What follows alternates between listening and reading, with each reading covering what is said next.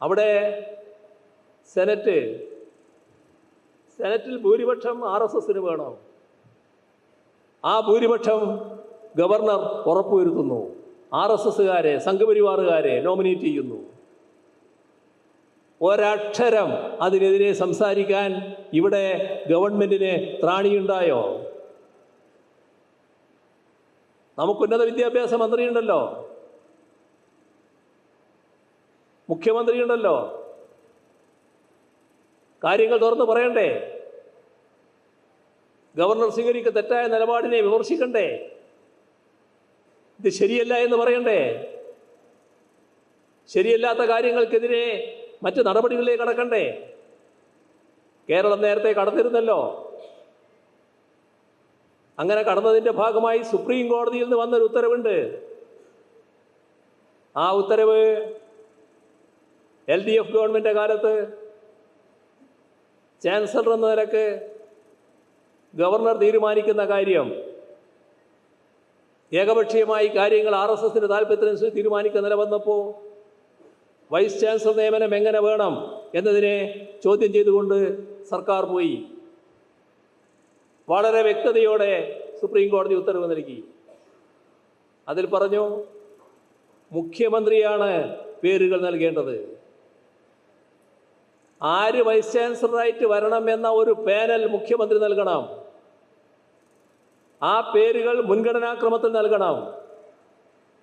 ആ മുൻഗണനാക്രമത്തിലുള്ളവരുടെ പേരുകൾ മെറിറ്റ് അടിസ്ഥാനത്തിൽ പരിശോധിച്ച് അതിൽ നിന്ന് മാത്രം ചാൻസലർ, വൈസ് ചാൻസലറെ നിയമിക്കണം. വ്യക്തതയാർന്ന ഉത്തരവ് ഇന്ത്യയുടെ പരമോന്നത കോടതിയിൽ നിന്ന്. ഗവർണർ പോയി നോക്കി അതിനെതിരായിട്ട്. കോടതി ആ അഭ്യർത്ഥന സ്വീകരിച്ചില്ല. ഞങ്ങൾ പറഞ്ഞെടുത്ത് തന്നെ നിൽക്കുന്നു, അത് നടപ്പാക്കിയാൽ മതി എന്ന് പറഞ്ഞു. അങ്ങനെ ഉത്തരവ് നിലനിൽക്കുന്നിടത്താണ് തോന്നിയ പോലെ കാര്യങ്ങൾ നടത്തുന്നത്. എന്നിട്ടും അതിനെതിരെ പറയാൻ തയ്യാറില്ല. ആ പറയാൻ തയ്യാറാകാതിരിക്കുന്നതിൽ RSS പ്രീണനമില്ലേ? എന്തേ അങ്ങനെ ഒരു RSS പ്രീണനം? എന്തുകൊണ്ടാണ് അങ്ങനെ വരുന്നത്? ഏതെല്ലാം തരത്തിലുള്ള നടപടികൾ വരുന്നു? ഇപ്പോൾ കാലടി ശ്രീ ശങ്കരാചാര്യ യൂണിവേഴ്സിറ്റി, അവിടെ ഒരു കലാപ്രകടനം നടത്തി വിദ്യാർത്ഥികളാകുമ്പോൾ വിദ്യാർത്ഥികളുടേതായ രീതിയല്ലേ സ്വീകരിക്കുക. അതായത് സ്റ്റേജിൽ ലൈറ്റില്ല, അവരെ പരിപാടി നടത്തുന്ന സ്റ്റേജിൽ ലൈറ്റില്ല. അപ്പം അതിനെ പരിഹസിച്ചുകൊണ്ട് ഒരു നാടകം അവർ അവതരിപ്പിച്ചു.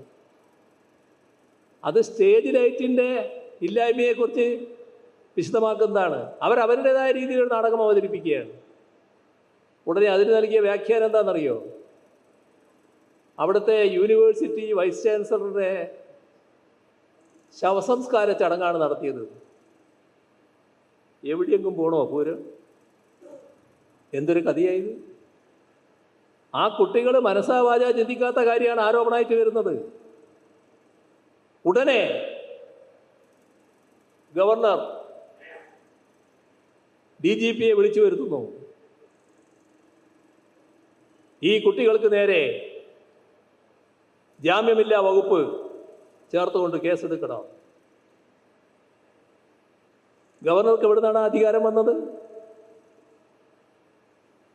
ഗവർണർക്ക് അത്തരമൊരു നിലപാട് സ്വീകരിക്കാൻ എവിടെ നിന്ന് അധികാരം? പക്ഷേ കേസെടുത്തു.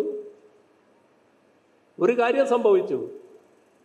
കേരളത്തിലെ ചില ചാനലുകൾ ഈ അവതരിപ്പിച്ച കലാപരിപാടി അതേപോലെ അവരുടെ ചാനലുകളിലും കൊടുത്തു. അപ്പം നാട്ടുകാർക്കെല്ലാം ബോധ്യമായി ഇതിൽ പറയുന്ന ഒന്നുമില്ല, ഒരു വൈസ് ചാൻസലറെയും കൊലപ്പെടുത്താൻ പോയിട്ടില്ല, അവരെ കൊലപ്പെടുത്തതായിട്ട് കാണിച്ചിട്ടുമില്ല, ഇതിനെ അപഹസിക്കുന്നതാണ് എന്ന് വ്യക്തമായി. എന്തേ ഇത്തരം കാര്യങ്ങളിൽ നിശബ്ദത പാലിക്കുന്നത്? പലതരത്തിലുള്ള ഇടപെടലുകൾ ഉന്നത വിദ്യാഭ്യാസ മേഖല കൈക്കലാക്കാൻ വേണ്ടി നടത്തുകയാണല്ലോ. ഉന്നത വിദ്യാഭ്യാസ മേഖലയുടെ ഭരണം ഉദ്യോഗസ്ഥ തലത്തിൽ ഏൽപ്പിച്ച ഒരു സെക്രട്ടറി ഉണ്ട്. അദ്ദേഹം ആരാന്നറിയോ? നേരത്തെ ഗവർണർ തെറ്റായ നിലപാട് സ്വീകരിക്കുമ്പോൾ അതിനെതിരെ സർക്കാർ വ്യക്തതയാർന്ന നിലപാട് സ്വീകരിച്ചപ്പോൾ ഗവർണറെ ന്യായീകരിച്ചുകൊണ്ട് പരസ്യമായി രംഗത്ത് വന്നയാളാണ്. ആരുടെ താല്പര്യം? ഇതാണ് നോക്കേണ്ടത്. RSS താല്പര്യം. നമ്മുടെ സംസ്ഥാനത്തെ വഖഫ് ബോർഡുമായി ബന്ധപ്പെട്ട കാര്യത്തിലും ഇതിൻ്റെ എല്ലാം തുടർച്ചയായുള്ള നടപടികളാണ് കാണാൻ നമുക്ക് സാധിക്കുക.